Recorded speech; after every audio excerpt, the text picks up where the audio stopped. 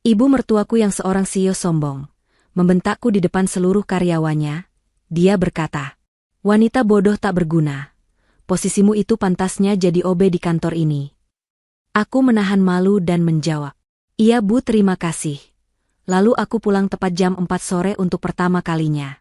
Karena selama 3 tahun, aku selalu lembur dan pulang tengah malam, membangun perusahaan ini agar lebih berkembang dan maju seperti sekarang. Aku memutuskan untuk tidak datang ke kantor lagi, tapi 3 hari kemudian, 43 panggilan tak terjawab masuk di HP-ku. Karena, sebelum ceritanya dimulai, silahkan tulis di kolom komentar dari daerah mana saja teman-teman yang menonton cerita ini. Jangan lupa like dan subscribe agar channel ini bisa semakin berkembang dan bisa mempersembahkan cerita yang lebih menarik lagi. Suara Tiffany yang tenang dan jelas menggema di ruang rapat utama. Ia berdiri di depan layar proyektor besar, hijabnya yang berwarna biru pastel serasi dengan blazer profesional yang ia kenakan. Di hadapannya, duduk jajaran manajer dan kepala divisi perusahaan. Di ujung meja oval yang panjang, di kursi CEO yang paling besar, duduk Ibu Riani. Ibu mertuanya itu menatapnya dengan pandangan tajam. Bibirnya terkatup rapat, seolah mencari-cari kesalahan terkecil sekalipun. Tiffany sudah terbiasa dengan tatapan itu. Selama 3 tahun membangun perusahaan ini dari nol, tatapan itu adalah sarapannya sehari-hari. Seperti yang bisa kita lihat di proyeksi kuartal ketiga, dengan mengalihkan fokus digital kita ke target demografis baru, kita berhasil meningkatkan konversi penjualan sebesar 22%. Tiffany melanjutkan, tangannya menggerakkan pointer laser ke grafik yang sedang naik. Ia adalah otak di balik strategi ini, sama seperti ia adalah otak di balik hampir semua kesuksesan perusahaan selama 3 tahun terakhir. Perusahaan ini, yang dibanggakan Ibu Riani sebagai miliknya, sebenarnya berdiri di atas pondasi warisan ayah Tiffany. Uang jerih payah ayahnya yang ia investasikan seluruhnya, atas nama cinta pada suaminya, Julian, putra tunggal Ibu Riani. Tiba-tiba, layar proyektor berkedip. Gambar grafik hilang, digantikan layar biru dengan pesan kesalahan teknis. Tiffany sedikit terkejut, namun tetap tenang. Ia menekan tombol pada laptopnya. Tidak ada perubahan. Ia mencabut kabel HDMI dan memasangnya kembali. Masih sama. Suasana di ruang rapat menjadi tegang. Tiffany tahu ini masalah sepele. Mungkin proyektornya yang terlalu panas atau kabelnya yang longgar sedikit. Ia baru saja akan meminta staf IT untuk memeriksanya ketika suara dingin Ibu Riani memecah keheningan. Selalu ada masalah jika kamu yang presentasi, Tiffany. Tiffany menoleh. Maaf, Bu. Sepertinya ada masalah teknis kecil pada proyektor. Masalah teknis? Ibu Riani tertawa sinis. Suaranya sengaja dikeraskan agar didengar semua orang. Atau operatornya yang tidak kompeten? Saya sudah bilang berkali-kali, jangan pakai orang yang tidak kompeten untuk tugas penting. Wajah Tiffany memanas. Ia merasa puluhan pasang mata kini menatapnya. Sebagian kasihan, sebagian takut. Saya bisa melanjutkan tanpa visual, Bu. Poin utamanya adalah... Cukup. Ibu Riani menggebrak meja. Ia berdiri. Wanita parubaya yang selalu tampil glamor itu berjalan mendekati Tiffany.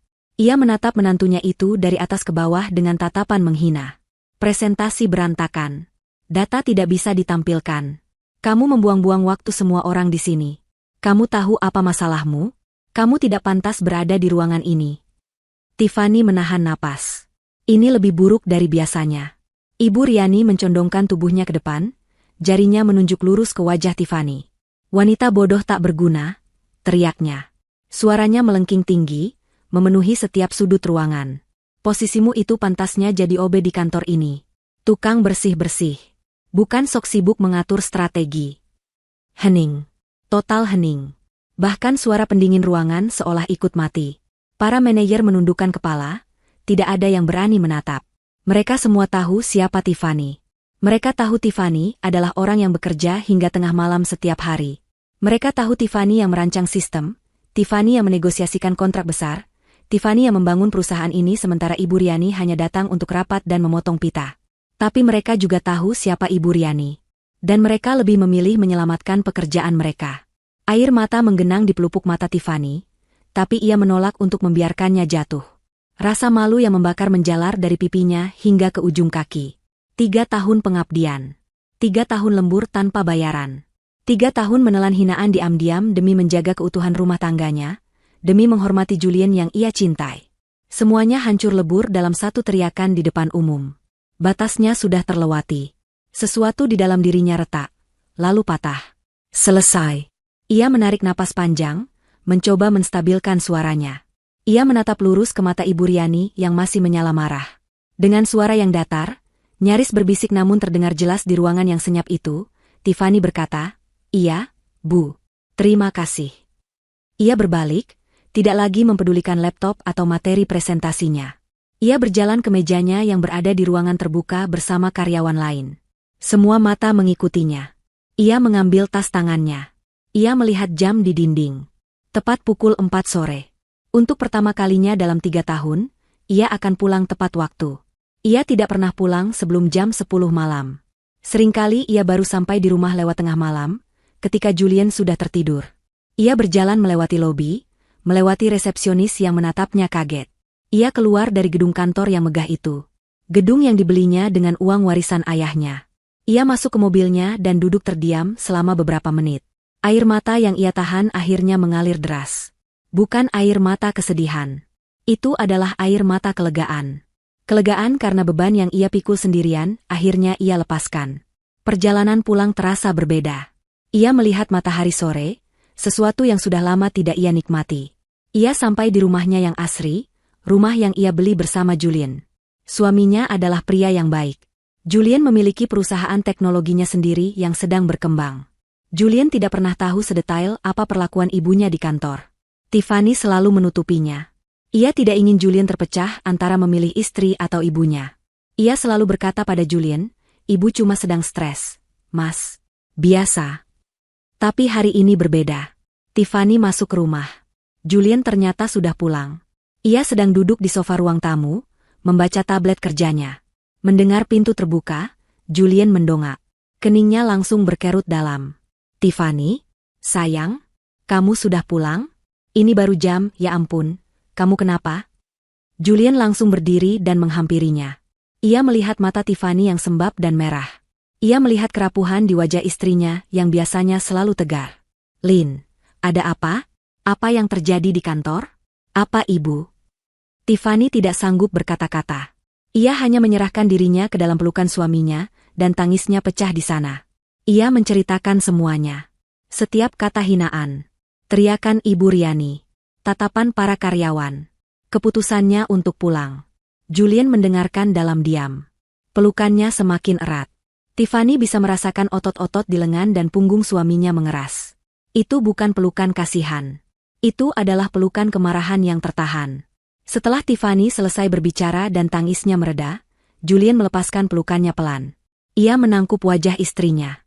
Wajah Julian, yang biasanya tenang dan hangat, kini terlihat keras. "Cukup," kata Julian dengan suara rendah namun penuh penekanan. "Aku sudah selesai bersikap baik. Aku minta maaf, sayang. Aku minta maaf karena selama ini membiarkanmu menanggung ini sendirian demi menjaga perasaanku. Kamu tidak akan kembali ke neraka itu. Besok, kita ambil kembali apa yang jadi hak milikmu.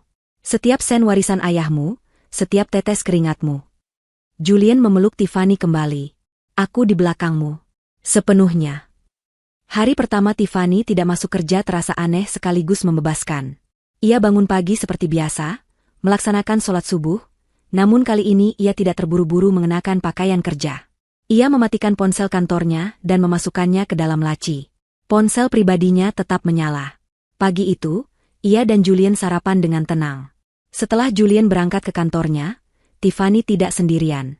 Pukul 9 pagi, tim pengacara Julian, firma hukum korporat terbaik di kota, tiba di rumahnya. Mereka duduk di ruang kerja Tiffany. Selama 3 jam berikutnya, Tiffany membeberkan semuanya.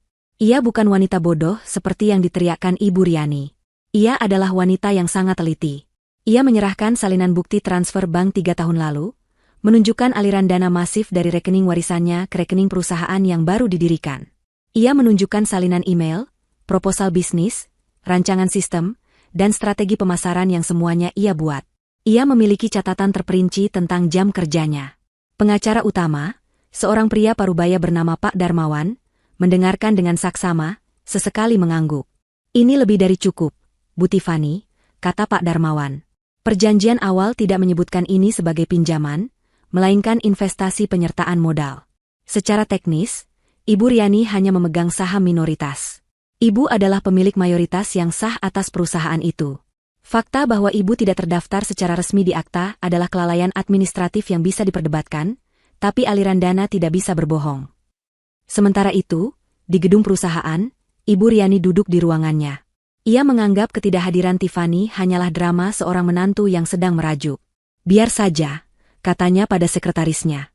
Nanti juga dia kembali sendiri. Dia butuh pekerjaan ini. Ibu Riani sama sekali tidak sadar bahwa Tiffany tidak butuh pekerjaan itu.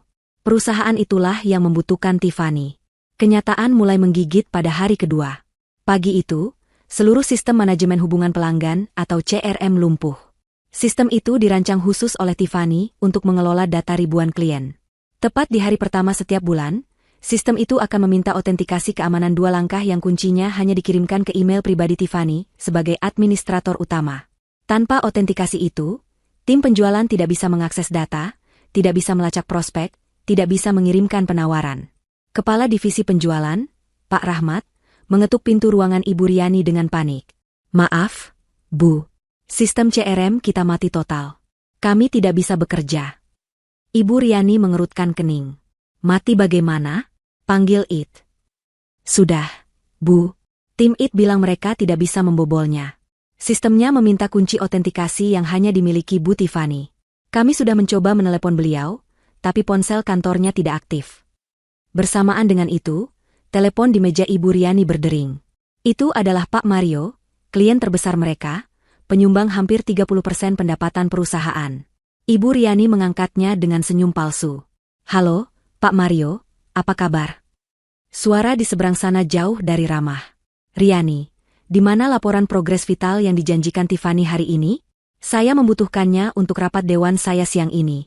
Kenapa dia tidak bisa dihubungi? Wajah Ibu Riani memucat. Laporan itu. Laporan analisis pasar super rumit yang hanya Tiffany yang bisa menyusunnya. Tenang, Pak Mario. Ada sedikit kendala teknis. Tiffany sedang kurang sehat. Biar saya yang urus.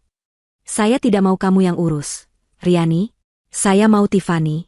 Kualitas kerjamu dan Tiffany itu berbeda. Saya beri waktu sampai jam makan siang. Jika laporan itu tidak ada di meja saya, anggap kontrak kita selesai. Telepon ditutup. Ibu Riani mulai panik. Ia menyambar teleponnya dan mencoba menghubungi Tiffany. Tidak aktif. Ia mencoba menghubungi Julian, suaminya. Tidak diangkat. Julian sedang rapat dengan tim pengacaranya. Hari ketiga adalah bencana total. Sistem CRM masih mati. Pak Mario resmi mengirimkan email pemutusan kontrak. Puncaknya, tim administrasi menyadari bahwa file tender raksasa untuk proyek pemerintah, yang bernilai triliunan rupiah dan sudah dikerjakan Tiffany selama sebulan terakhir, tidak bisa diakses. File itu dienkripsi dengan kata sandi yang kuat. Batas akhir pengiriman tender adalah jam 5 sore hari itu. Jika gagal, perusahaan akan di-blacklist. Kantor lumpuh. Karyawan berbisik-bisik. Kepanikan menjalar seperti api. Para manajer yang kemarin hanya menunduk saat Tiffany dihina, kini bergantian masuk ke ruangan Ibu Riani, menuntut solusi. Tapi Ibu Riani tidak punya solusi. Solusinya sedang duduk tenang di rumahnya. Ibu Riani, dengan tangan gemetar karena marah dan takut, mencoba menghubungi Tiffany lagi. Puluhan kali. Gagal.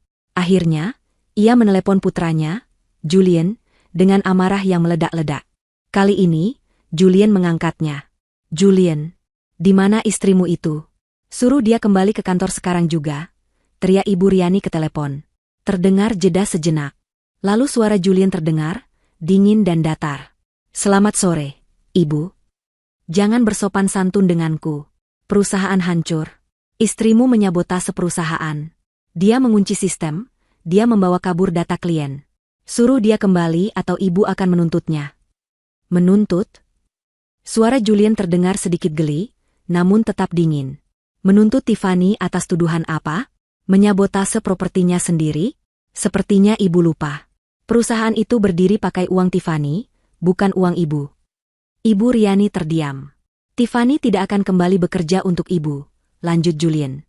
Jika Ibu ingin membicarakan soal tender yang akan gagal, atau klien yang kabur, atau sistem yang terkunci, Ibu tidak perlu menghubungi Tiffany. Lalu aku harus bicara dengan siapa? Dengan pengacara kami, Pak Darmawan. Saya akan kirimkan nomor kontaknya sekarang. Selamat sore, Bu.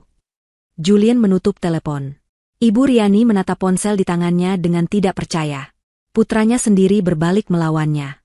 Tepat jam 5 sore hari ketiga, Tiffany, yang baru saja selesai berdiskusi dengan Pak Darmawan, menyalakan ponsel pribadinya. Layar ponsel itu menyala. Notifikasi membanjir masuk. Panggilan tak terjawab. Pesan suara. Pesan teks. Ia menghitungnya. 43 panggilan tak terjawab. Panggilan itu datang dari Ibu Riani, manajer HRD, manajer keuangan, Pak Rahmat dari divisi penjualan, dan bahkan beberapa klien yang panik. Julian, yang duduk di sebelahnya, melihat layar itu dan tersenyum tipis. Mereka panik. Tiffany mengangguk. Ia merasakan sedikit kepuasan. Tapi ini bukan tentang balas dendam. Ini tentang keadilan. Bagus, kata Tiffany pelan. Sekarang, kita mulai. Keesokan paginya, suasana di kantor terasa seperti pemakaman.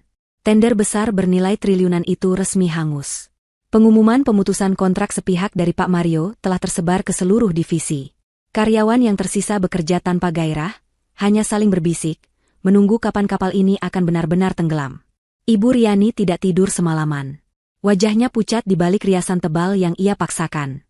Ia datang pagi-pagi, mencoba menghubungi beberapa teknisi eksternal untuk membobol sistem yang dikunci Tiffany, namun semuanya angkat tangan. Sistem itu dibangun khusus, bukan sistem umum yang bisa dengan mudah dijebol. Amarah Ibu Riani pada Tiffany kini bercampur dengan ketakutan yang dingin. Namun, amarah terbesarnya kini tertuju pada Julian. Putranya sendiri. Darah dagingnya, yang tega berpihak pada istrinya dan mengancam ibunya sendiri. Ia masih menganggap ini semua adalah ulah Tiffany yang telah meracuni pikiran Julian. Ia masih merasa dirinya lah yang menjadi korban. Ia duduk di kursi CEO-nya, merencanakan cara untuk membalas, mungkin dengan menyewa pengacaranya sendiri, ketika sekretarisnya masuk dengan gugup. Ibu, ada kurir dari firma hukum Darmawan dan rekan. Dia bilang harus menyerahkan dokumen ini secara pribadi kepada ibu. Jantung Ibu Riani berdebar kencang. Firma hukum Darmawan adalah firma korporat termahal dan paling ditakuti di kota ini. Julian tidak main-main. Suruh dia masuk. Seorang pria berjas rapi, bukan kurir biasa, masuk ke ruangannya. Ia membawa map kulit tebal. Dengan sopan namun tegas, ia meletakkan map itu di meja Ibu Riani dan menyodorkan lembar tanda terima. Silakan tanda tangan di sini, Ibu Riani. Ibu Riani menandatanganinya dengan tangan gemetar. Pria itu mengangguk, berbalik, dan pergi. Meninggalkannya sendirian dengan dokumen yang terasa membara di atas meja. Dengan napas tertahan, ia membukanya. Itu bukan surat. Itu adalah somasi resmi. Surat peringatan hukum. Matanya bergerak cepat membaca baris demi baris. Tuntutan itu jelas dan mematikan. Poin pertama adalah bukti transfer bank 3 tahun lalu. Terlampir salinan rekening koran yang menunjukkan dengan gamblang aliran dana sebesar 50 miliar rupiah dari rekening pribadi Tiffany, yang diidentifikasi sebagai dana warisan, ke rekening perusahaan yang baru dibuka. Di bawahnya, tercantum investasi Ibu Riani yang hanya sebesar 5 miliar rupiah. Poin kedua adalah tuntutan hukum. Tiffany, sebagai investor utama, menuntut diadakannya rapat umum pemegang saham luar biasa atau RUPSLB. Agendanya, penyesuaian akta perusahaan untuk mencerminkan kepemilikan saham yang sesungguhnya. Berdasarkan perhitungan modal awal, Tiffany menuntut pengakuan atas 90% saham perusahaan. Ibu Riani, dengan modal 5 miliarnya, hanya berhak atas 10%. Ini berarti Tiffany tidak hanya meminta kembali haknya. Tiffany akan mengambil alih seluruh perusahaan secara legal, dan Ibu Riani akan ditendang dari kursi CEO. Poin ketiga adalah yang paling membuatnya gemetar. Surat itu menyatakan adanya dugaan kuat atas penyelewengan dana perusahaan dan mismanajemen fatal yang disengaja. Oleh karena itu, Tiffany menuntut dilakukannya audit forensik penuh dan menyeluruh oleh tim independen yang ditunjuk oleh firma hukum Darmawan. Tim audit meminta akses penuh ke semua pembukuan, rekening bank, server, dan catatan keuangan perusahaan yang akan dimulai besok pagi pukul 9. Ibu Riani merasa mual. 90%. Audit forensik. Ini bukan lagi drama keluarga. Ini adalah perang bisnis yang telah direncanakan dengan sempurna. Tiffany, wanita berhijab pendiam yang selama ini ia anggap bodoh dan penurut, ternyata telah mengumpulkan semua bukti. Dan Julian, putranya, berada di baliknya, menyediakan amunisi legal terkuat. Kemarahannya meledak. Ia menyambar ponselnya yang baru, yang lama ia banting kemarin, dan menghubungi nomor Julian. Ia tidak peduli lagi dengan pengacara. Ia ingin memaki putranya. Julian, apa maksudmu ini? Kamu mau menghancurkan ibumu sendiri? Teriaknya begitu telepon tersambung. Kamu dan istrimu itu mau merampok perusahaan yang sudah ibu bangun. Terdengar helaan napas di seberang. Suara Julian tetap dingin, tanpa emosi. Selamat pagi, Ibu. Saya lihat Ibu sudah menerima suratnya. Itu bukan perampokan. Itu namanya mengambil hak. Perusahaan itu dibangun Tiffany. Ibu hanya menumpang nama di atasnya. Beraninya kamu bicara seperti itu. Ibu yang membesarkanmu. Ibu yang memberimu hidup. Dan ini balasanmu? Membela perempuan tidak tahu diri itu? Saya membela istri saya. Saya membela kebenaran, jawab Julian, suaranya menajam. Ibu yang tidak tahu diri. Ibu menghina istri saya di depan umum, padahal ibu hidup mewah dari hasil keringatnya. Ibu pikir kami tidak tahu? Ibu pikir Tiffany bodoh? Dia memang bodoh. Dia terlalu baik. Tapi sekarang sudah tidak lagi. Waktu ibu bermain-main sudah habis. Tim audit akan tiba besok pagi jam 9. Saya harap ibu bersikap kooperatif.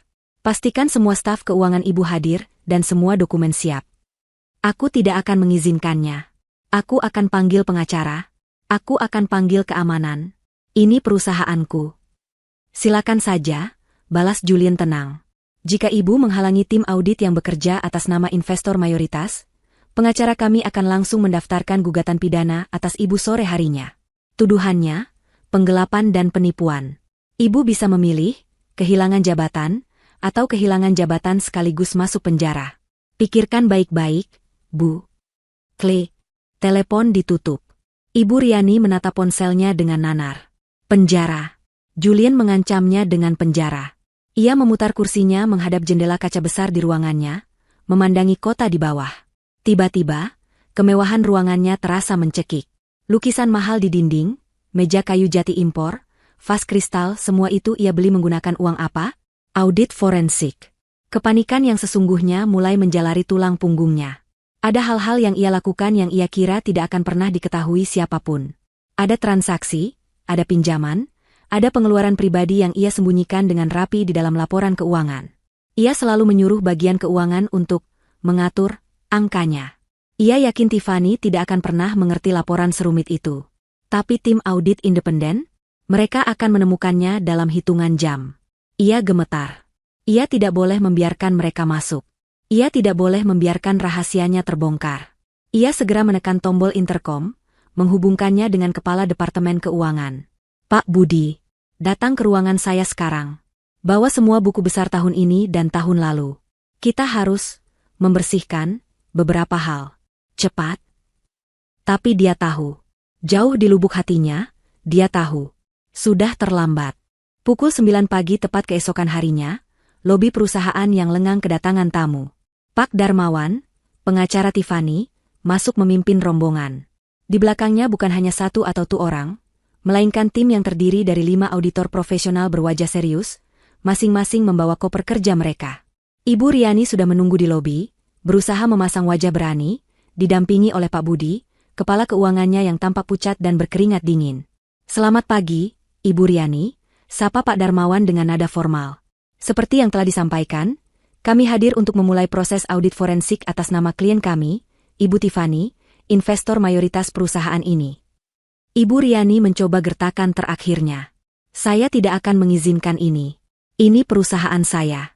Anda tidak bisa seenaknya masuk dan mengobrak-abrik data pribadi kami. Saya akan panggil keamanan. Pak Darmawan bahkan tidak bergeming. Ia hanya mengangkat sebelah alisnya, lalu memberikan isyarat kepada asistennya. Asisten itu maju dan menyerahkan selembar dokumen lain kepada Ibu Riani. Itu adalah surat perintah pengadilan yang baru saja terbit pagi ini, Bu, jelas Pak Darmawan. Berdasarkan bukti awal investasi dari klien kami, pengadilan mengabulkan permintaan audit penuh. Jika Ibu atau staf Ibu mencoba menghalangi, menghambat, atau merusak barang bukti, kami akan menganggapnya sebagai penghinaan terhadap pengadilan dan tindak pidana. Pihak berwajib sudah kami siagakan di seberang jalan. Jadi, silakan putuskan. Kaki Ibu Riani lemas. Gertakannya gagal total. Ia menatap Pak Budi, yang hanya bisa menunduk pasrah. Upaya mereka semalaman untuk membersihkan buku jelas tidak ada gunanya. Baik, desis Ibu Riani, ruang rapat dewan kosong. Kalian bisa pakai di sana.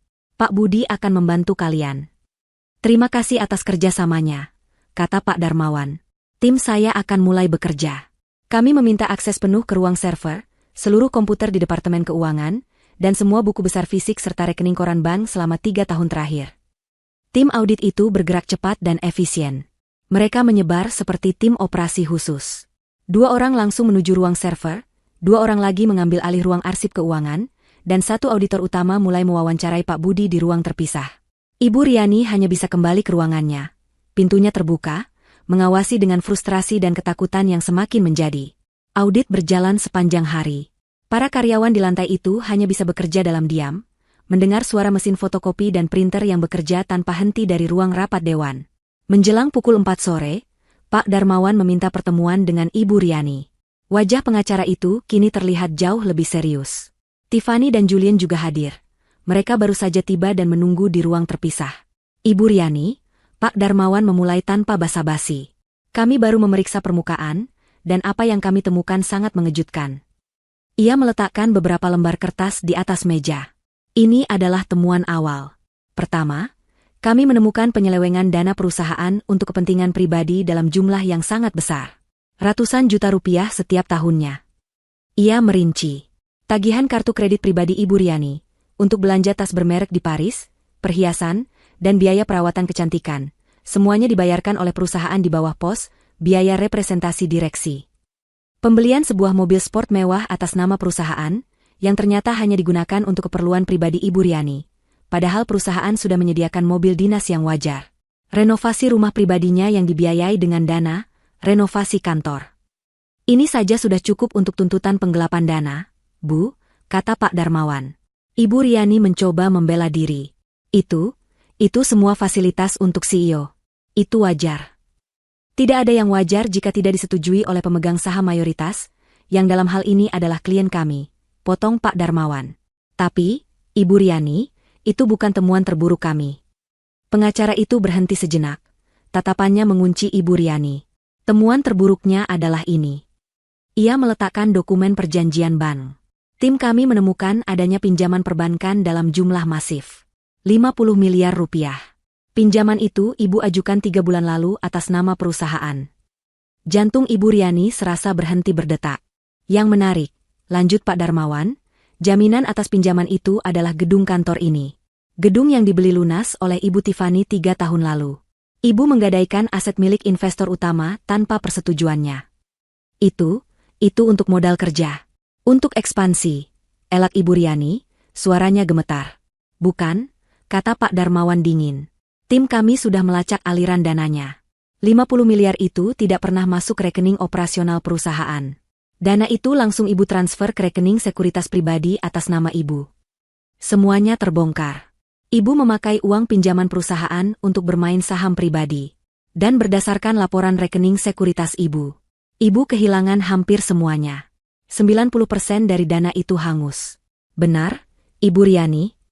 Ibu Riani tidak bisa berbicara. Wajahnya pucat pasi. Jadi, simpul Pak Darmawan, Ibu tidak hanya menggelapkan dana operasional.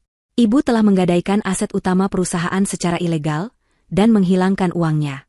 Perusahaan ini sekarang tidak punya uang, tidak punya sistem, dan terlilit utang 50 miliar rupiah yang akan jatuh tempo bulan depan. Bank akan segera menyita gedung ini. Pak Darmawan menutup mapnya. Ibu tidak hanya menghina menantu Ibu. Ibu telah menghancurkan perusahaan ini.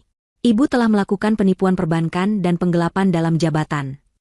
Di ruangan sebelah, Tiffany dan Julien mendengarkan laporan yang sama dari asisten Pak Darmawan. Tiffany menutup mulutnya tak percaya. Ia mengira ia datang untuk mengambil alih perusahaan yang sehat. Ia tidak tahu ia datang untuk mengambil alih sebuah kapal yang sudah berlubang dan siap tenggelam. Julien mengepalkan tangannya. Kemarahannya pada ibunya kini berubah menjadi sesuatu yang lain. Rasa ngeri. Ini bukan lagi soal merebut hak. Ini soal menyelamatkan apa yang tersisa dari warisan ayahnya, sebelum Ban mengambil semuanya. Dan ini berarti, ibunya sendiri, Ibu Riani, kini adalah seorang kriminal yang akan menghadapi hukuman penjara. Kabar mengenai hasil audit forensik itu tidak mungkin disimpan rapat. Pak Budi, Sang kepala keuangan yang gemetaran, menceritakan garis besarnya kepada beberapa manajer kepercayaan. Dalam hitungan jam, rahasia paling kelam perusahaan itu menyebar di antara para pimpinan. Bukan lagi sekadar bisikan.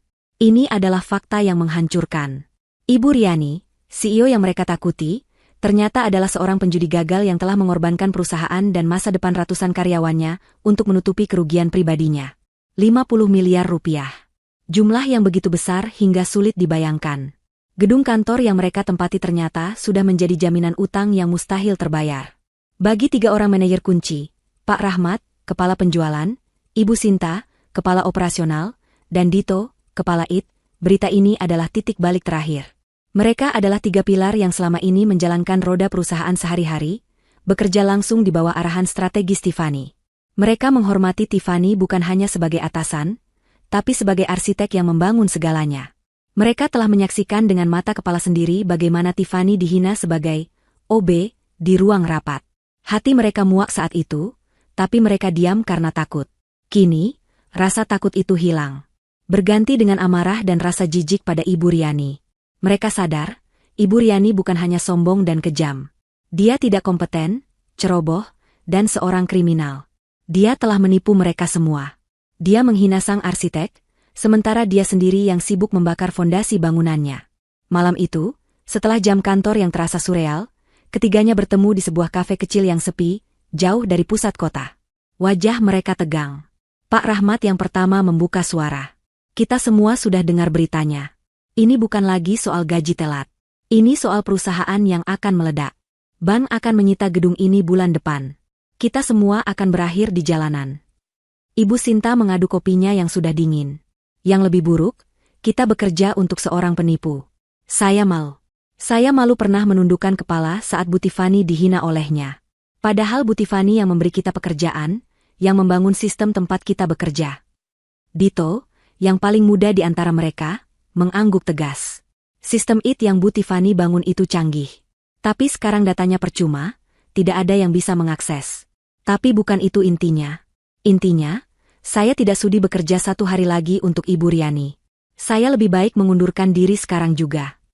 Kita semua akan mengundurkan diri, kata Pak Rahmat. Tapi bagaimana? Kita punya keluarga, kita punya cicilan. Mencari kerja baru tidak mudah. Ada jeda sejenak. Lalu Ibu Sinta menatap kedua rekannya. Kita punya satu pilihan. Satu-satunya orang yang bisa membalikkan keadaan. Satu-satunya orang yang sebenarnya kita percayai selama ini. Pak Rahmat mengerti. Bu Tiffany. Pak Rahmat mengambil ponselnya. Dengan tangan sedikit gemetar, ia mencari kontak pribadi Tiffany. Ia meneleponnya. Jantungnya berdebar. Dering pertama. Dering kedua. Diangkat. Halo, Pak Rahmat. Suara Tiffany terdengar tenang. Selamat malam, Bu Tiffany. Maaf mengganggu malam-malam. Saya bersama Bu Sinta dan Dito. Pak Rahmat menjelaskan situasi mereka. Dia tidak menuduh. Dia hanya menyampaikan fakta yang mereka dengar, dan keputusan bulat mereka. Kami bertiga sudah sepakat. Bu, kami akan mengundurkan diri besok pagi. Kami tidak bisa lagi bekerja untuk Ibu Riani. Kami hanya ingin Ibu tahu, kami ada di pihak Ibu. Selalu. Terdengar keheningan sejenak di seberang. Lalu Tiffany menjawab, Pak Rahmat, terima kasih atas kepercayaan Bapak. Jangan mengundurkan diri dulu. Bisa kita bertemu sekarang? Saya akan ajak suami saya. Saya kirimkan lokasinya. 1 jam kemudian, di ruang privat kafe itu, Tiffany dan Julien duduk berhadapan dengan 3 manajer inti tersebut. Tiffany, dengan hijabnya yang sederhana, memancarkan aura wibawa yang tidak pernah mereka lihat sebelumnya. Di sampingnya, Julien, sang CEO perusahaan teknologi, menatap mereka dengan tajam namun ramah. Kelima orang itu berbicara. Rahmat, Sinta, dan Dito Fu menumpahkan semua frustrasi mereka, kekaguman mereka pada Tiffany, dan kebingungan mereka akan masa depan. Setelah mereka selesai, Julien yang angkat bicara. Bapak dan Ibu sekalian, ia memulai. Pertama, saya ucapkan terima kasih atas loyalitas Anda pada istri saya. Kedua, saya harus jujur. Perusahaan Ibu Riani tidak bisa diselamatkan. Utang 50 miliar dan penyitaan aset bank sudah di depan mata. Kami tidak akan mencoba mengambil alih perusahaan bangkrut itu. Kami akan membiarkannya tenggelam bersama kaptennya. Rahmat, Sinta, dan Dito saling berpandangan. Wajah mereka pucat. Jadi, ini benar-benar akhir? Tapi, lanjut Julian, kami tidak akan membiarkan talenta terbaik di perusahaan itu ikut tenggelam. Julian tersenyum tipis. Perusahaan saya, PT Cipta Digital, sedang berkembang pesat. Kami sebenarnya berencana membuka divisi baru yang fokus pada konsultansi bisnis strategis dan manajemen sistem. Kami hanya kekurangan pemimpin yang tepat. Ia menoleh ke istrinya. Sekarang, kami sudah punya pemimpinnya. Divisi baru ini akan dipimpin langsung oleh Tiffany. Tiffany menatap ketiga manajernya. Divisi ini tidak akan bisa berjalan tanpa tim yang solid. Tanpa orang-orang yang sudah terbukti integritas dan kemampuannya. Saya tidak butuh karyawan. Saya butuh mitra kerja. Mata ketiga manajer itu berbinar. Julian menyambung. Pak Rahmat, kami ingin Anda memimpin pemasaran dan pengembangan bisnis. Ibu Sinta, Anda akan menjadi kepala operasional. Dan Dito, Anda akan menjadi kepala pengembangan teknologi dan sistem. Anda tidak akan bekerja untuk Ibu Riani. Anda akan bekerja bersama Tiffany, membangun sesuatu yang baru, yang bersih, dan yang jauh lebih besar. Kami siapkan kontrak kerja malam ini juga. Rasa lega yang luar biasa membanjiri ketiga orang itu. Ini bukan hanya tawaran pekerjaan. Ini adalah sekoci penyelamat. Ini adalah sebuah kehormatan. Kami ikut, Pak. Kami ikut, Bu Tiffany, kata Pak Rahmat, nyaris serentak dengan yang lain. Keesokan paginya, Ibu Riani sedang duduk di ruangannya, mencoba menghubungi pengacara kriminal yang mahal. Ia masih belum menyadari apa yang akan terjadi. Pukul 9 pagi, satu persatu, tiga pilar utamanya masuk. Pertama Pak Rahmat. Ia meletakkan surat di meja. Ibu Riani, ini surat pengunduran diri saya. Efektif segera. Belum sempat Ibu Riani bereaksi, Ibu Sinta masuk. Ini surat pengunduran diri saya, Bu. Terima kasih. Lalu Dito. Saya juga mengundurkan diri, Bu. Ibu Riani menatap ketiga surat itu, lalu menatap tiga wajah yang berdiri tegak di depannya. Wajah-wajah itu tidak lagi menunjukkan rasa takut. Hanya ketegasan. Kalian semua, suaranya bergetar. Kalian mengkhianatiku? Kalian pergi di saat perusahaan sedang sulit? Ibu Sinta, yang biasanya paling pendiam, maju selangkah. Kami tidak mengkhianati Ibu. Kami hanya menolak untuk tenggelam bersama Ibu. Ibu yang mengkhianati kami semua, mengkhianati Bu Tiffany, saat Ibu mempertaruhkan masa depan kami di meja judi saham. Selamat tinggal, Bu. Ketiganya berbalik badan dan berjalan keluar ruangan. Ibu Riani terperangah. Ia sendirian. Benar-benar sendirian di dalam kantor mewah yang kini terasa seperti kuburan. Tidak ada sistem. Tidak ada klien. Dan sekarang, tidak ada satupun manajer inti yang tersisa. Perusahaan itu resmi mati. Berita di dunia bisnis menyebar lebih cepat daripada api di padang kering. Cerita tentang kehancuran dramatis perusahaan properti yang dipimpin Ibu Riani menjadi topik hangat di setiap pertemuan klub bisnis dan grup percakapan para eksekutif. Ceritanya begitu lengkap dan memuaskan. Seorang CEO arogan yang menghina menantunya sendiri di depan umum. Sang menantu yang ternyata adalah investor utama dan otak jenius di balik perusahaan. Sang menantu yang pergi dalam diam. Dan puncaknya, penemuan audit yang membongkar penggelapan dana 50 miliar rupiah. Nama Ibu Riani hancur dalam semalam. Tidak ada bank yang mau berurusan dengannya. Tidak ada pemasok yang mau mengirim barang tanpa pembayaran tunai di muka. Tidak ada satupun profesional kompeten yang mau melamar kerja di perusahaannya, yang kini dijuluki kapal karam. Di sisi lain kota, di gedung kantor PT Cipta Digital milik Julian yang modern dan sibuk, suasana sangat kontras. Di lantai baru yang disiapkan khusus, divisi konsultansi bisnis pimpinan Tiffany mulai beroperasi. Tiffany, Rahmat, Sinta, dan Dito tidak membuang waktu. Mereka bergerak cepat. Dito, dengan dukungan penuh dari tim Julian, mulai membangun infrastruktur sistem baru yang lebih canggih dari yang lama. Langkah pertama Tiffany sangat strategis. Dia tidak perlu mencari klien baru. Dia hanya perlu mengambil kembali apa yang memang seharusnya menjadi miliknya. Orang pertama yang dia hubungi adalah Pak Mario, klien besar yang kontraknya diputus sepihak oleh Ibu Riani. Pak Mario sendiri sudah mendengar semua rumor itu. Ketika namanya muncul di layar ponsel Julian, dia langsung mengangkatnya. Julian, saya baru saja mau menelepon Anda. Seru Pak Mario. Saya dengar kabar hebat. Katakan pada saya, rumor itu benar? Tiffany sekarang ada di tim Anda? Julian tersenyum. Ia mengaktifkan pengeras suara. Tiffany duduk di seberangnya. Selamat siang, Pak Mario. Bukan hanya di tim saya. Dia direktur yang memimpin divisi barunya. Silakan bicara langsung dengannya. Bu Tiffany. Suara Pak Mario terdengar antusias. Astaga, saya turut prihatin atas apa yang Anda alami. Tapi sejujurnya, saya lega Anda keluar dari sana. Wanita itu, sudahlah. Tiffany tertawa kecil, tawa pertama yang tulus dalam waktu yang lama. Selamat siang, Pak Mario. Saya baik-baik saja, terima kasih. Saya menelepon untuk menawarkan sesuatu. Saya tahu kontrak Bapak terhenti. Divisi baru saya, bersama Pak Rahmat, Bu Sinta, dan Dito, siap mengambil alih proyek Bapak. Mulai besok. Dengan sistem yang lebih baik dan tim yang Bapak sudah kenal kualitasnya. Pak Mario tertawa terbahak-bahak. Bu Tiffany, Anda tidak perlu menjual. Saya sudah beli. Kirimkan saja proposal dan kontrak barunya ke email saya siang ini. Anggap saja kontrak saya yang dulu itu pindah alamat ke perusahaan Anda. Saya hanya mau berbisnis dengan Anda. Saya ikut kemanapun otak jenius itu pergi. Itu adalah domino pertama. Kemenangan besar pertama. Dengan kontrak dari Pak Mario di tangan, Pak Rahmat, kini sebagai kepala pemasaran divisi baru, mulai bergerak. Dia memiliki daftar semua klien lama yang dia dan Tiffany rawat selama 3 tahun. Satu persatu, dia menghubungi mereka. Skripnya sederhana, jujur, dan kuat. Selamat pagi, Pak Budi. Ini Rahmat. Saya ingin menginformasikan bahwa saya, bersama Ibu Tiffany, Ibu Sinta, dan Dito, kini secara resmi pindah ke divisi baru di bawah naungan PT Cipta Digital milik Pak Julien. Kami tahu layanan Bapak sempat terganggu di perusahaan lama. Kami di sini untuk memastikan hal itu tidak terjadi lagi. Kami siap melanjutkan semua proyek Anda yang tertunda dengan layanan yang lebih baik. Reaksi para klien bisa ditebak. Mereka semua sudah mendengar rumor kehancuran perusahaan Ibu Riani. Mereka panik karena proyek mereka terbengkalai. Telepon dari Pak Rahmat adalah jawaban atas doa mereka. Mereka tidak bodoh. Mereka tahu siapa Tiffany. Mereka tahu Tiffany, Rahmat, Sinta, dan Dito adalah tim impian yang menjalankan perusahaan itu.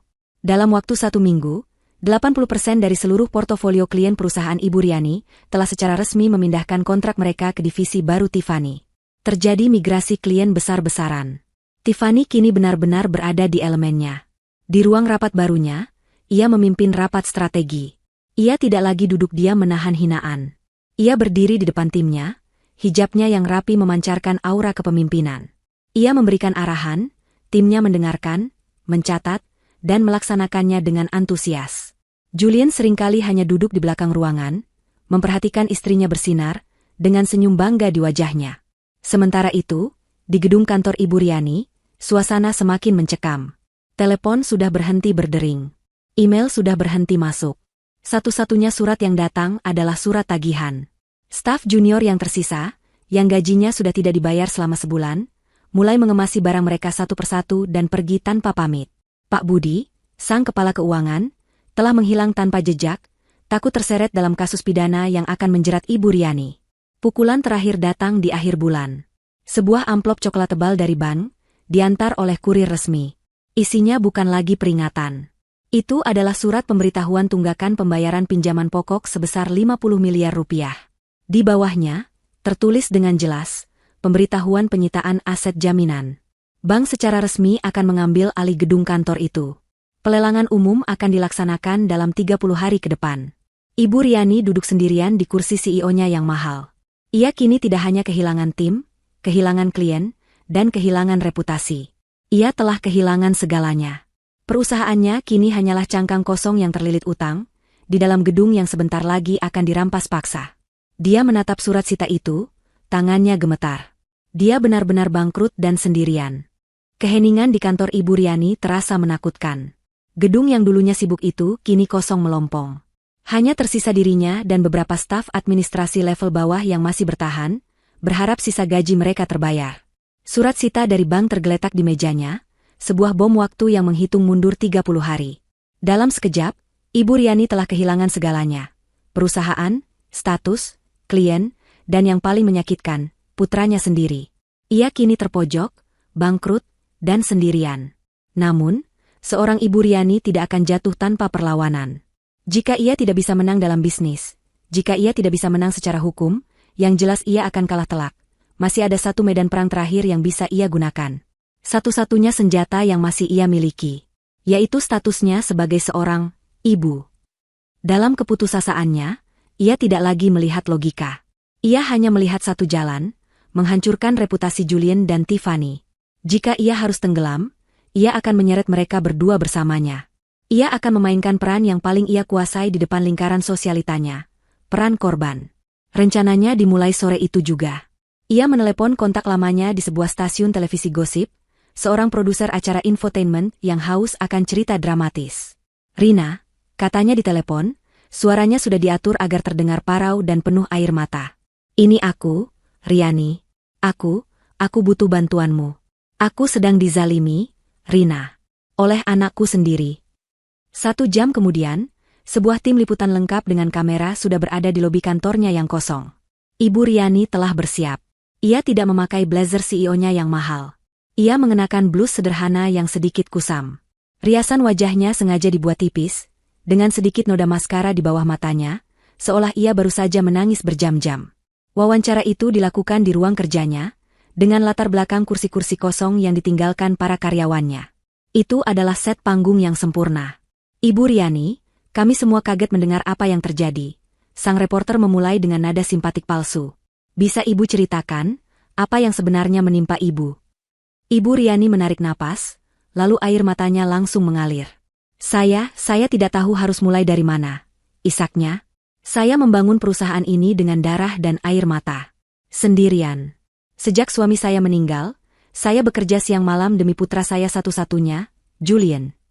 Kamera menyorot dekat ke wajahnya yang menderita. "Lalu putra saya menikah dengan Tiffany," lanjutnya, menyebut nama menantunya seolah itu adalah sebuah kutukan. "Awalnya semua baik-baik saja. Saya terima dia. Saya beri dia pekerjaan di sini. Saya bimbing dia. Saya anggap dia seperti putri saya sendiri.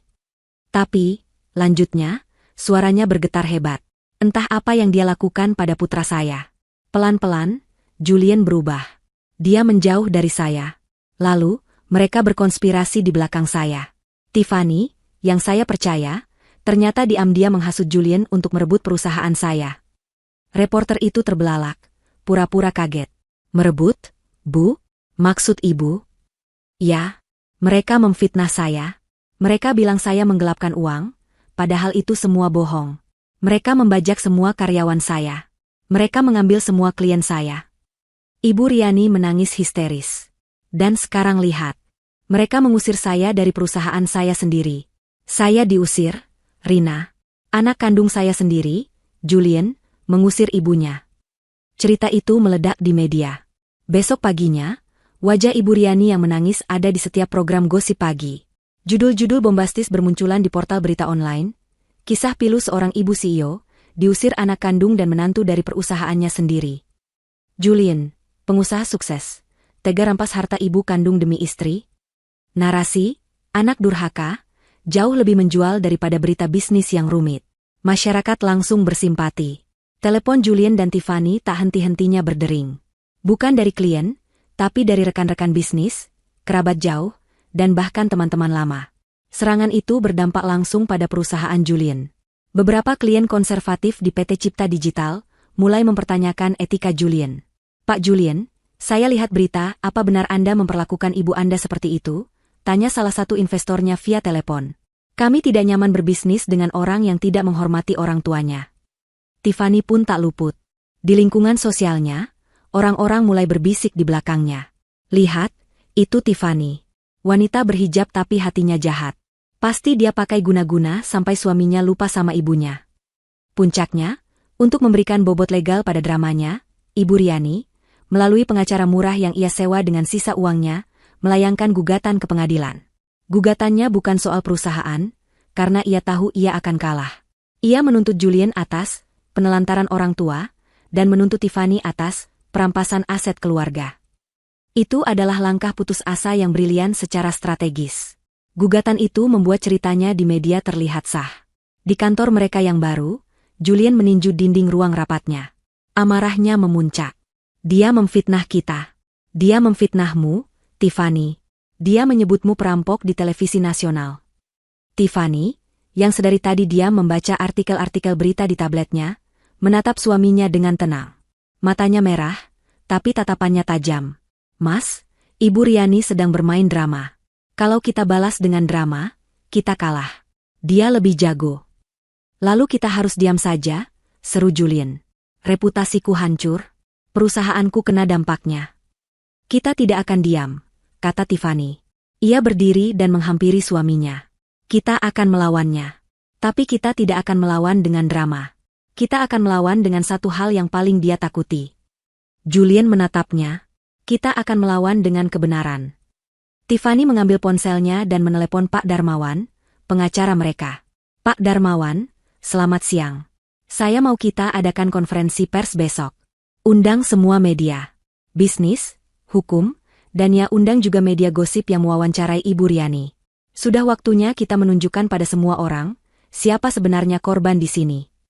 Keesokan harinya, aula serbaguna di kantor PT Cipta Digital disulap menjadi ruang konferensi pers.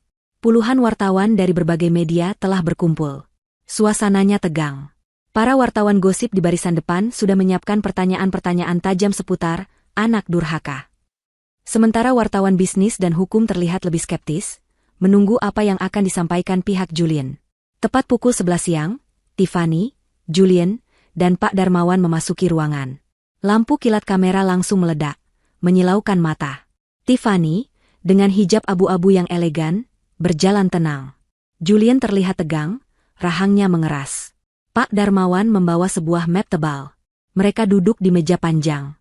Pak Darmawan yang mengambil alih mikrofon pertama kali. "Selamat siang, rekan-rekan media." Ia memulai dengan suara tenang namun berwibawa.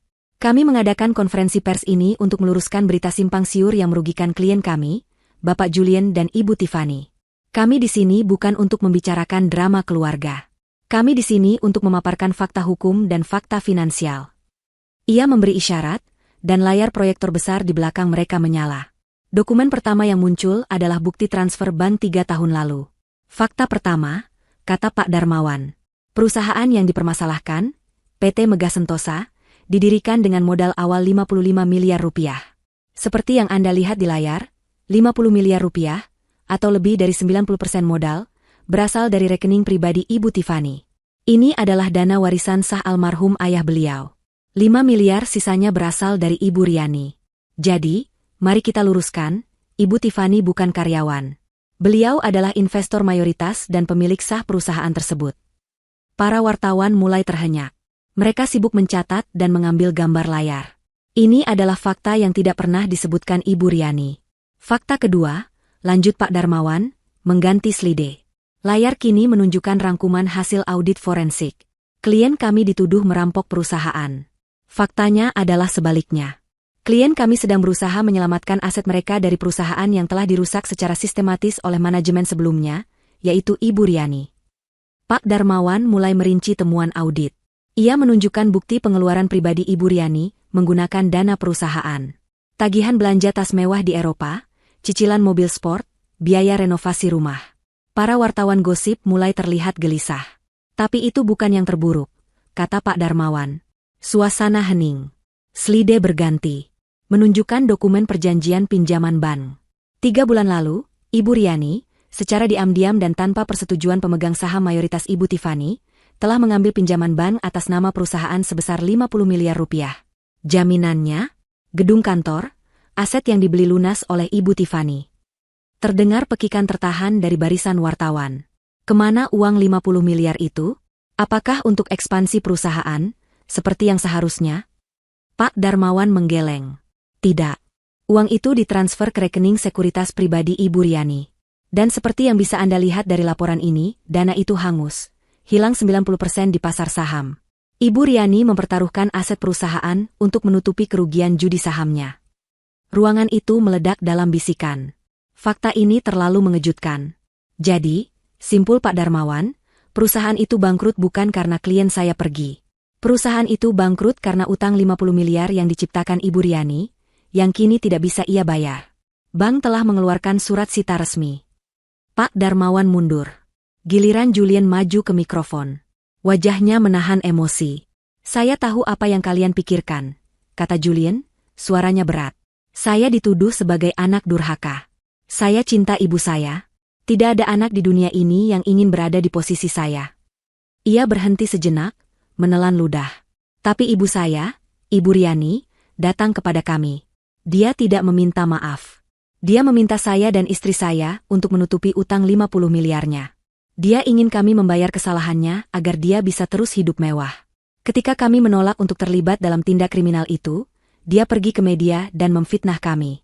Dia memfitnah istri saya, orang yang uangnya dia gunakan selama 3 tahun terakhir. Julian menatap lurus ke kamera. Saya dihadapkan pada pilihan. Membela ibu saya yang jelas-jelas bersalah dan menipu, atau membela istri saya yang telah bekerja keras dan dizalimi. Saya memilih kebenaran. Saya memilih istri saya. Terakhir, Tiffany maju. Ia hanya berbicara singkat, namun suaranya jelas. Saya bekerja 3 tahun di perusahaan itu. Saya hanya meminta hak saya atas investasi saya. Saya dihina di depan umum, disebut wanita bodoh, dan OB. Tapi saya diam. Tapi ketika ibu mertua saya memfitnah suami saya di depan seluruh negeri, saya tidak bisa diam lagi. Ia menatap para wartawan. Semua bukti sudah ada di depan Anda.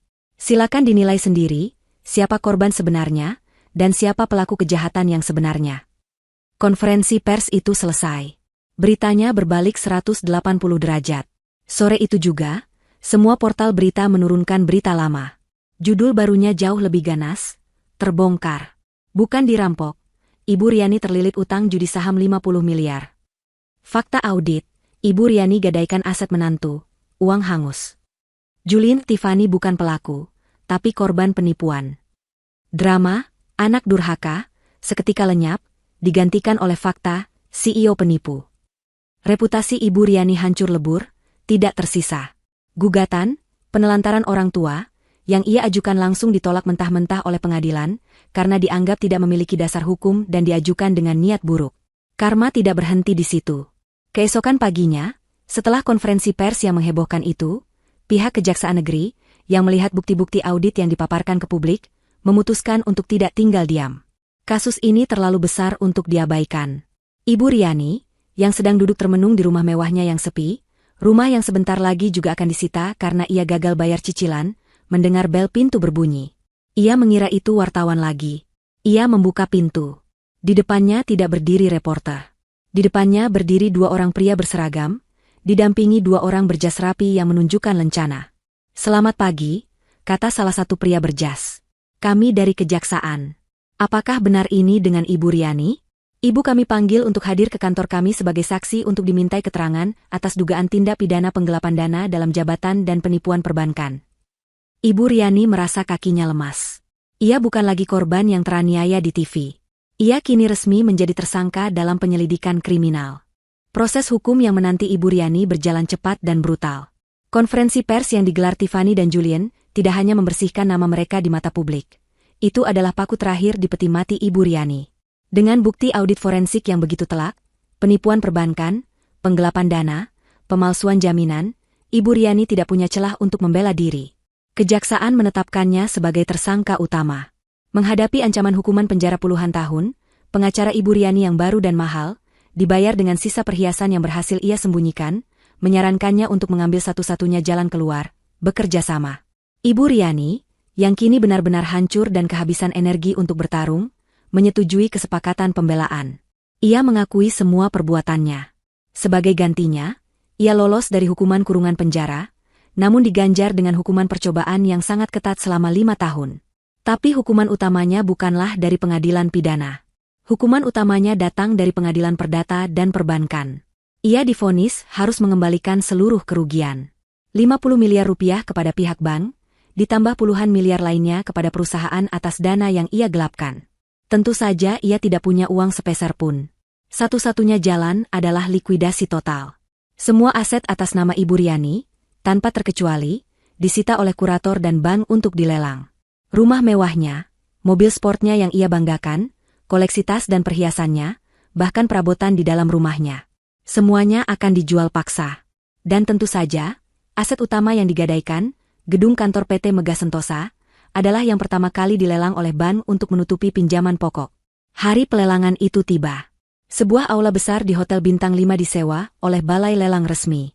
Puluhan investor, spekulan properti, dan perwakilan bank berkumpul. Di barisan keempat, duduk Tiffany dan Julian. Tiffany terlihat tenang, ia mengenakan setelan kerja berwarna krem, memegang buku catatan kecil. Julian duduk tegak di sampingnya, menggenggam erat tangan istrinya. Mereka bukan datang untuk menonton. Mereka datang untuk bisnis. Di barisan paling belakang, di sudut ruangan yang gelap, duduk seorang wanita yang hampir tak bisa dikenali. Ibu Riani. Ia diwajibkan hadir oleh kurator sebagai pemilik aset yang dilelang. Ia tidak lagi mengenakan pakaian glamor. Ia hanya memakai blus sederhana, wajahnya pucat tanpa riasan, matanya kosong menatap panggung. Setiap ketukan palu juru lelang terasa seperti pukulan ke harga dirinya yang sudah remuk. Baik, Bapak dan Ibu sekalian, seru juru lelang. Kita mulai dengan aset pertama. Sebuah gedung perkantoran komersial 8 lantai di kawasan bisnis utama. Aset bebas sengketa, sitaan bank. Foto gedung kantor PT Mega Sentosa, gedung yang dibangun dengan uang Tiffany, muncul di layar besar. Kita buka harga di angka 40 miliar rupiah. Para spekulan langsung mengangkat papan mereka. 41. 42. 42,5. Harga merangkak naik. Tiffany hanya diam memperhatikan. Julian berbisik, belum, sayang. Biarkan mereka saling menaikkan harga. Tiffany mengangguk. Harga terus naik, mencapai angka 48 miliar. Ibu Riani di belakang hanya menunduk. Ia berharap harga itu bisa menembus 50 miliar, agar setidaknya utang pokoknya di bank lunas. 48 miliar rupiah. Ada lagi? 48, 1 kali, 2 kali. 51 miliar. Suara Tiffany tenang namun tegas, memotong ucapan juru lelang. Seluruh ruangan menoleh ke arahnya. Tiffany mengangkat papannya dengan mantap. Para spekulan terdiam. 51 miliar adalah harga pasar yang wajar. Mereka ragu untuk menaikkan lagi. Juru lelang tersenyum lebar. Luar biasa. 51 miliar rupiah dari ibu di barisan keempat. Ada yang berani menawar lebih tinggi? 51 miliar, 1 kali, 2 kali. Ibu Riani di belakang mengangkat kepalanya. Ia melihat punggung Tiffany. Menantunya yang dulu ia sebut OB. Kini wanita itu dengan santai mengeluarkan uang 51 miliar untuk membeli gedung yang ia hancurkan. Rasa malu dan iri membakarnya. Dan 3 kali terjual kepada ibu Tiffany. Palu diketuk dengan keras. Tiffany menutup buku catatannya. Selesai, bisiknya pada Julian. Ia telah membeli kembali apa yang menjadi miliknya, kali ini dengan cara yang bersih, legal, dan disaksikan semua orang. Acara berlanjut. Mobil sport Ibu Riani terjual. Koleksi lukisannya terjual. Sekarang, tiba di aset terakhir. Aset yang paling personal. Aset terakhir hari ini, kata juru lelang. Sebuah rumah tinggal mewah di kawasan elit Kebayoran. Luas tanah 2000 meter persegi, lengkap dengan kolam renang dan perabotan impor.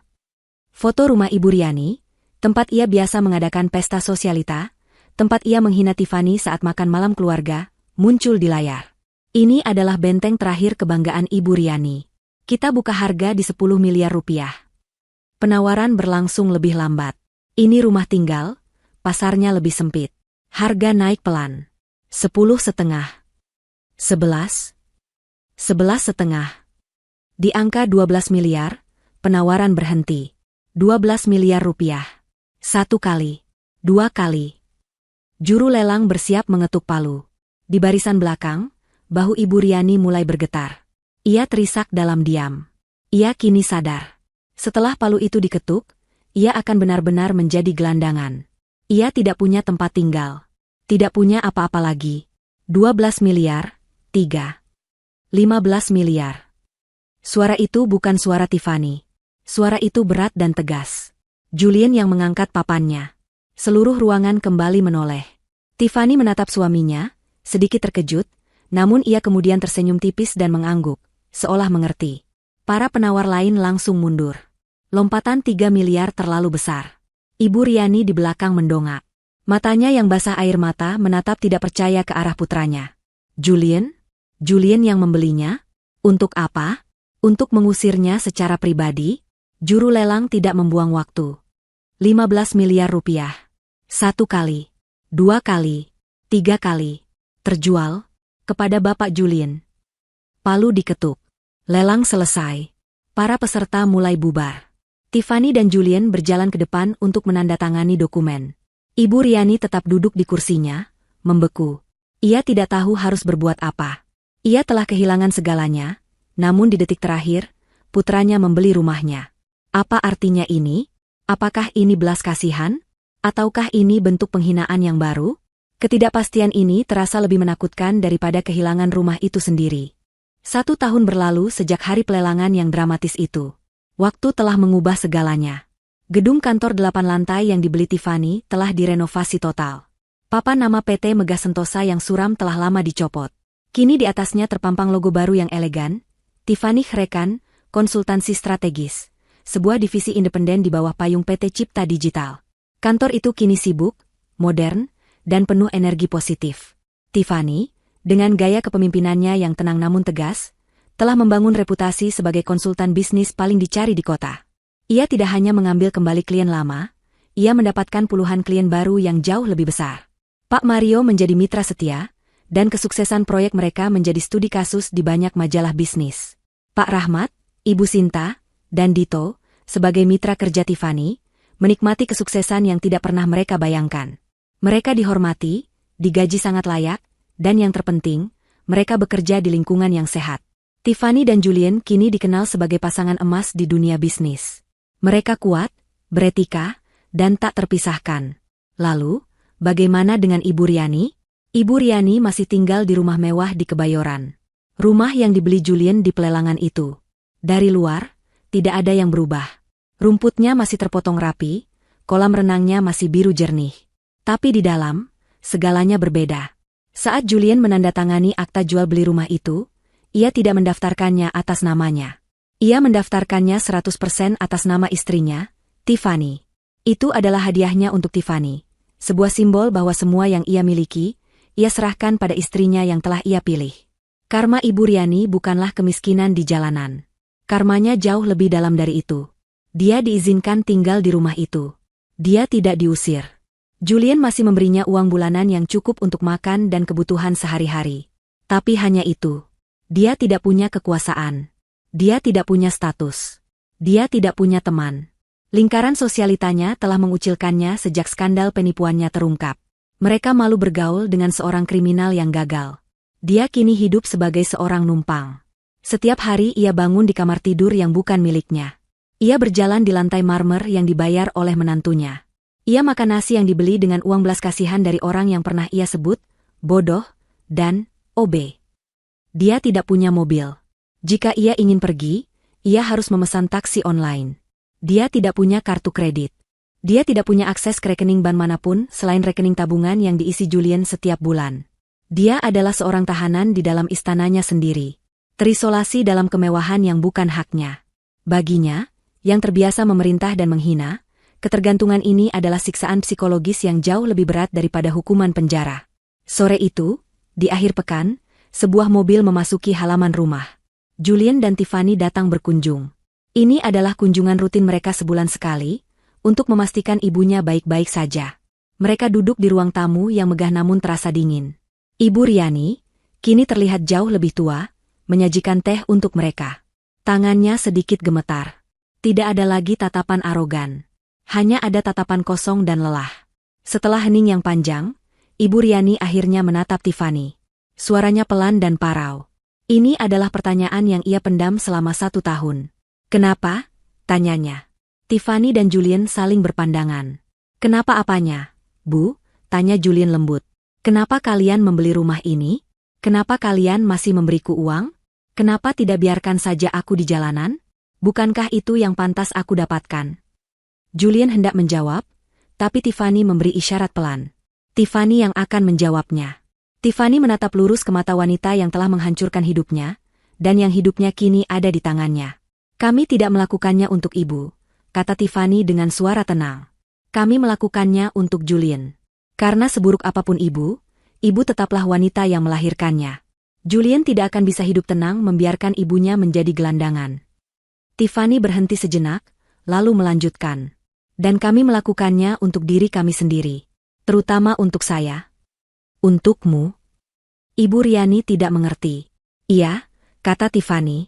Saat ibu meneriaki saya di ruang rapat hari itu, ibu berkata saya pantasnya jadi OB. Ibu menghina saya karena ibu merasa posisi ibu jauh lebih tinggi dari saya.